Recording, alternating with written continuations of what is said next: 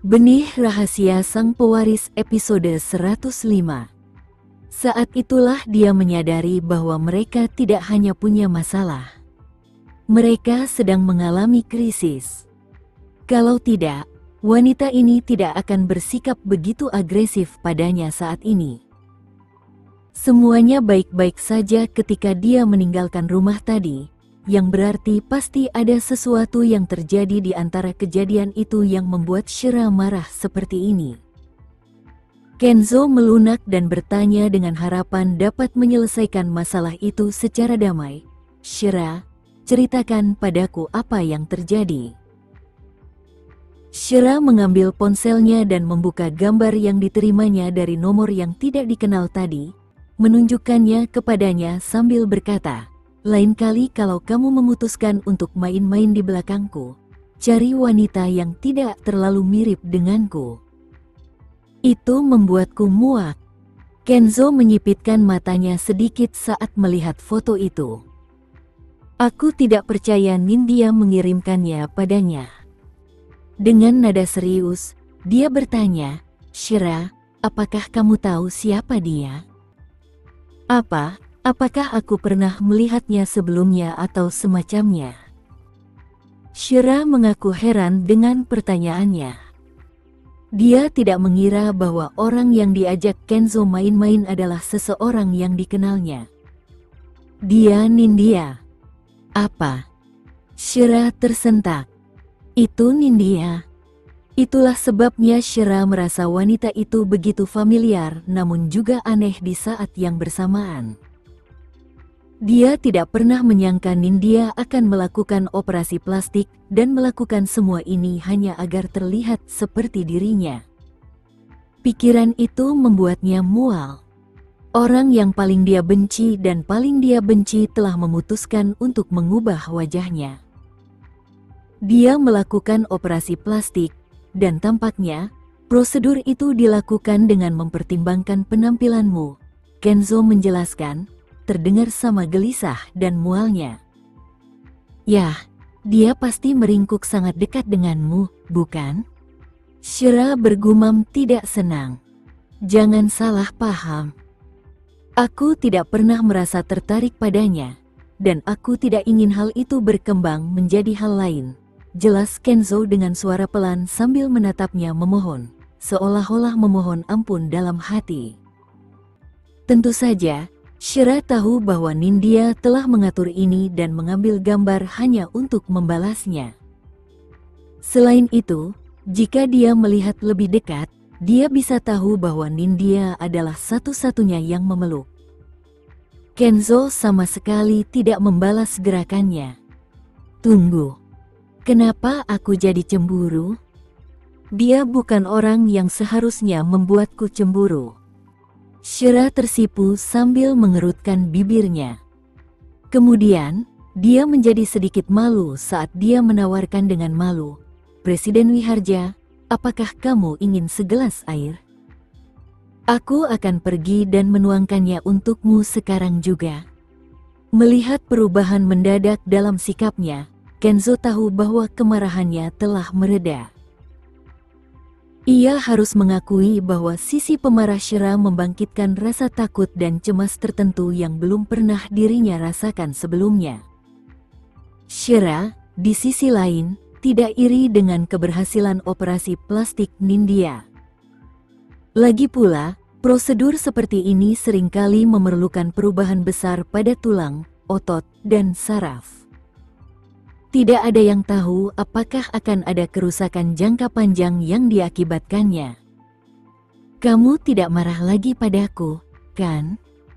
Kenzo bangkit dan duduk di sampingnya dengan sedikit keraguan di matanya.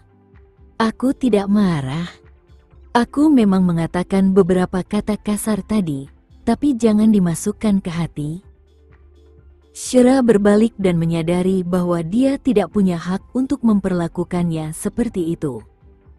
"Aku akan kembali ke kamar." Shira ingin kembali ke kamar dan menikmati waktu sendiri. Namun, begitu dia berdiri, sebuah lengan yang kuat mencengkeram pergelangan tangannya dan menariknya jatuh. Dalam sekejap, Shira jatuh ke pangkuan Kenzo dan ke dalam pelukannya. "Kamu?" Shira menyipitkan matanya, bertanya-tanya apa yang sedang dia rencanakan. "Apakah kamu masih membenciku?" "Aku tidak membencimu." Shira berbohong dengan gigi terkatup. "Segelas air itu," Kenzo mengingatkan.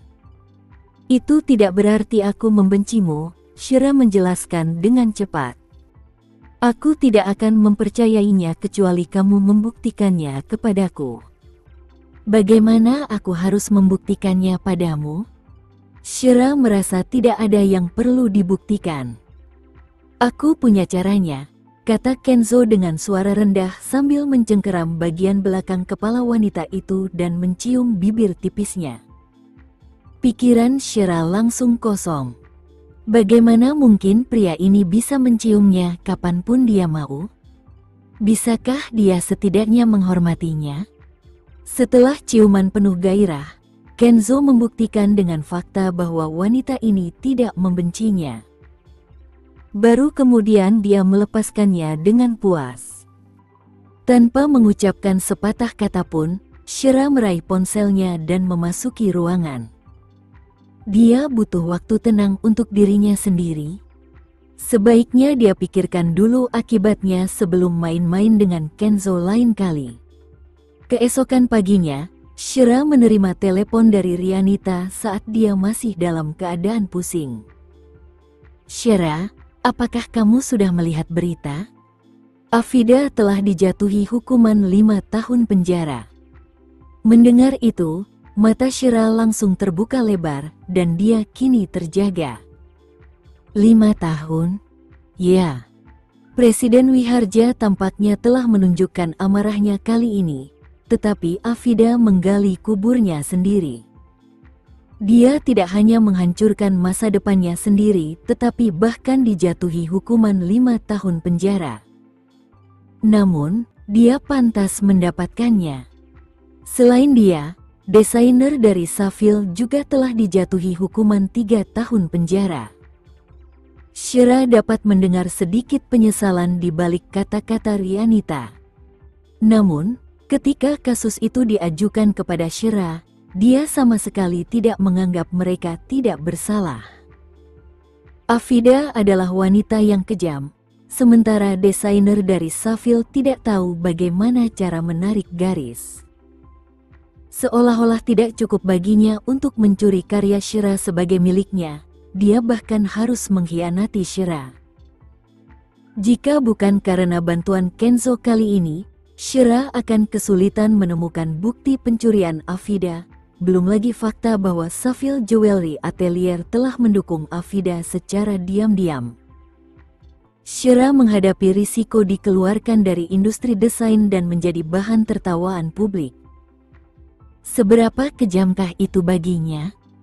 Rianita, menurutku Afida terlalu ambisius dan selalu mencari cara untuk menggantikanmu. Tidak perlu mengasihaninya, Shira berkata tidak setuju. Shira ingat akan perbuatan baik orang-orang yang memperlakukannya dengan baik, tetapi dia tidak akan mengasihani orang-orang yang memperlakukannya dengan buruk. Kamu benar. Afida memang pantas dihukum. Mereka yang menjelek-jelekkanmu di perusahaan sekarang ketakutan. Mereka meremehkan rasa cinta Presiden Wiharja padamu. Shira langsung merasakan kehangatan memenuhi dadanya. Hanya mereka yang terlibat yang lebih emosional. Aku tahu, dan aku bersyukur atas apa yang telah dia lakukan untukku. Baiklah. Setelah kamu mengambil alih perusahaan ayahmu, aku akan menyambutmu kembali. Lagi pula, semua karya yang menjiplak karyamu telah dikeluarkan dari rak, dan karyamu telah diluncurkan kembali. Terima kasih, Rianita. Safil juga kurang beruntung. Bukankah mereka seharusnya segera terdaftar? Sayangnya, karena insiden ini, mereka bangkrut. Kudengar Presiden Safil bahkan memohon kepada Presiden Wiharja agar melepaskan mereka, tetapi Presiden Wiharja menolak. Benarkah begitu? Ya. Dia memohon kepada Presiden Wiharja melalui berbagai koneksi, dan dia bahkan menghentikan mobilnya beberapa kali. Kudengar dia bahkan berlutut di lantai saat memohon juga. Shira tidak menyadari bahwa pemilik Safil telah melakukan semua hal itu. Saat mengangkat selimut, Shira bangkit dari tempat tidur. Ia melirik putranya dan melihat bahwa Leon masih tertidur lelap, mungkin karena kegembiraan tadi malam. Setelah mengenakan mantel lagi, Shira turun ke bawah. Di luar dingin karena musim dingin telah tiba. Pagi itu berkabut, dan di kejauhan, gunung-gunung samar-samar terlihat menjulang di antara awan. Jika seseorang membawakannya secangkir kopi hangat pada saat itu akan lebih menyenangkan. Dengan pikiran itu, Shira mencium aroma kopi yang berasal dari dapur. Sosok Anggun berdiri di sana saat dia sedang memasak sarapan. Pria itu mengenakan sweater putih pucat dan celana panjang berwarna kaki. Ini adalah penampilan paling lembut yang pernah Shira lihat pada Kenzo. Biasanya, Kenzo mengenakan pakaian berwarna gelap, tetapi hari ini, ia memutuskan untuk mengenakan pakaian berwarna terang dan kalem. Itu adalah pemandangan rumahan yang biasa saja. "Kamu sudah bangun?" Kenzo mengenakan celemek, memancarkan aura seorang kepala rumah tangga. Shira menghampirinya dan mendapati sarapan lezat telah tersaji di atas meja. Sementara Kenzo sedang asyik memainkan mesin kopi. "Silakan duduk. Sarapan akan segera siap." Sambil berbicara, Kenzo memeriksa jam. Sambil memperhatikan punggungnya, Shira tiba-tiba ingin memeluknya. Dengan pikiran itu, ia berjalan mendekat, mengulurkan tangannya, dan memeluk Kenzo dari belakang. Kenzo sedikit terkejut, tetapi dia tidak kaku. Itu hanya kejutan yang menyenangkan baginya.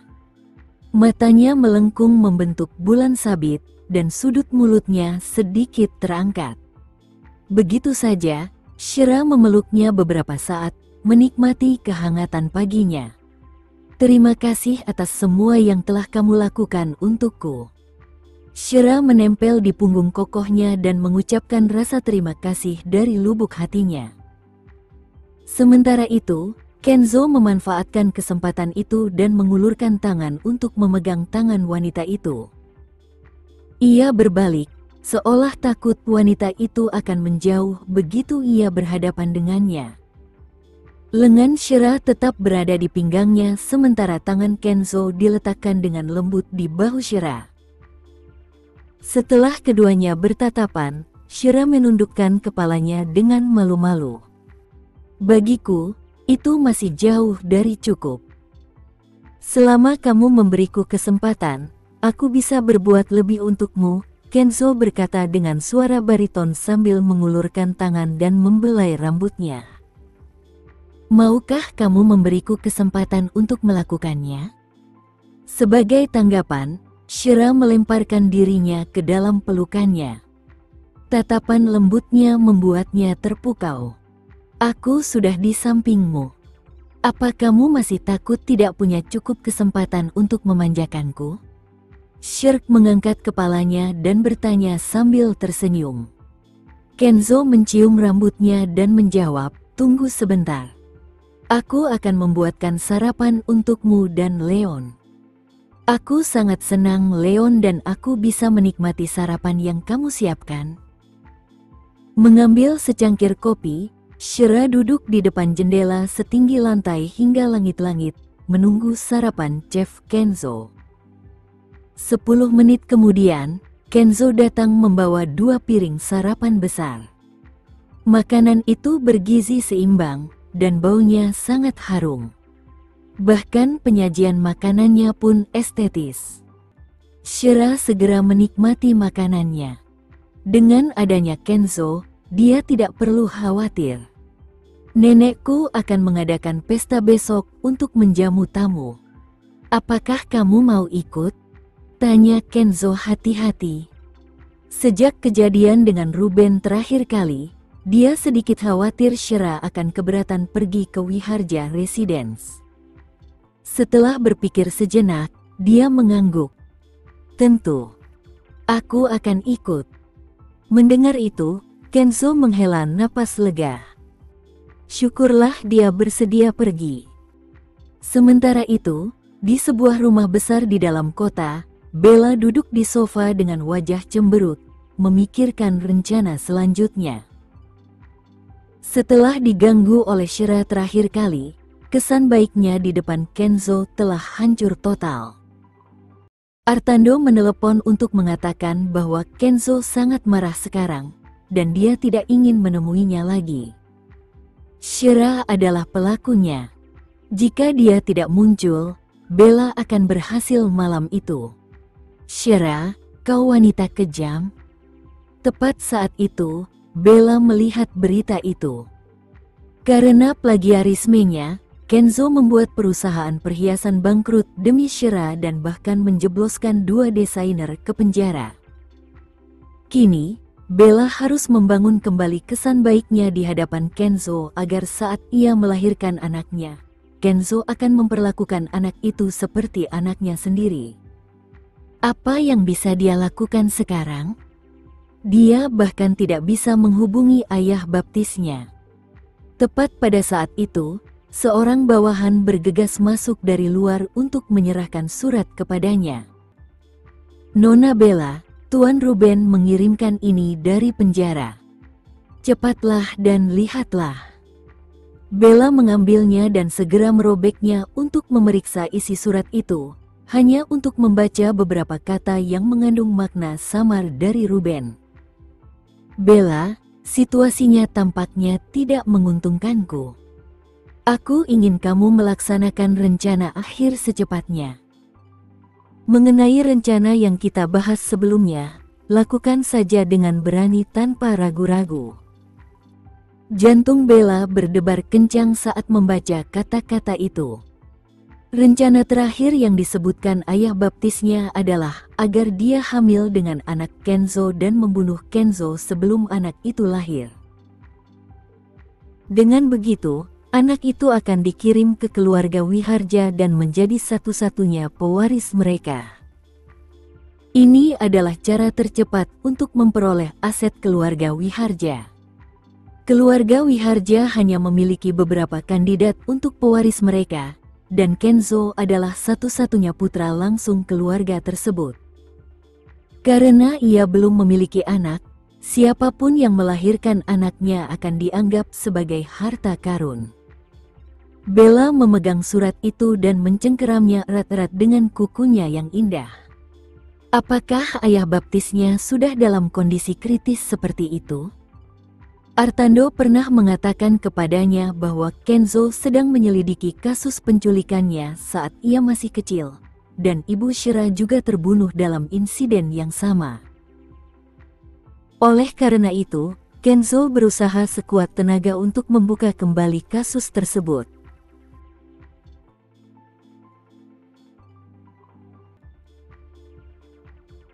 Sekian dulu ya video kali ini. Kita lanjutkan lagi videonya di lain waktu.